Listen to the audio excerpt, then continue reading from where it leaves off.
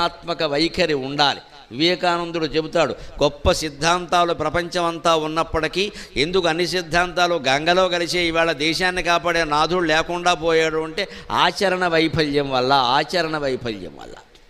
మనం అందరం బ్రాహ్మణులు శుభ్రంగా వేదాలు చదువుతారు, బ్రహ్మాండంగా పైనుంచి కిందికి అప్పగించేస్తారు. వేదం చదివాము అంటే డబ్బు కక్కుర్తి పడకూడదు. ఇస్తే ఇస్తాడు, లేకపోతే లేదు, పుచ్చుకునేది ఏదో పుచ్చుకుంటాం వెళ్ళిపోతాం, అంతే లెక్క.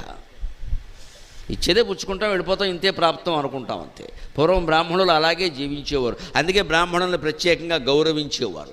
దానాలన్నీ వారికి ఇమ్మని ఇతర వర్ణాల వారికి చెప్పారు. వారికి ఏం చెప్పారు? మీరు వేదశాస్త్రాలు చదువుకుంటూ ఇంట్లో ఉండండి, ఎవరైనా పెట్టమంటే ముహూర్తం పెట్టండి, జాతకం చెప్పమంటే చెప్పండి, మంత్రపునీళ్ళు ఇమ్మంటే ఇవ్వండి, ఏం పని చేయమంటే ఆ మంచి చెడ్డ చెప్పమంటే చెప్పండి, కానీ ఏం అడగకండి, వాడు ఇచ్చింది పుచ్చుకోవడాలి అని వారికి చెప్పారు, తృప్తిగా ఉండమని. మనకేం చెప్పారు?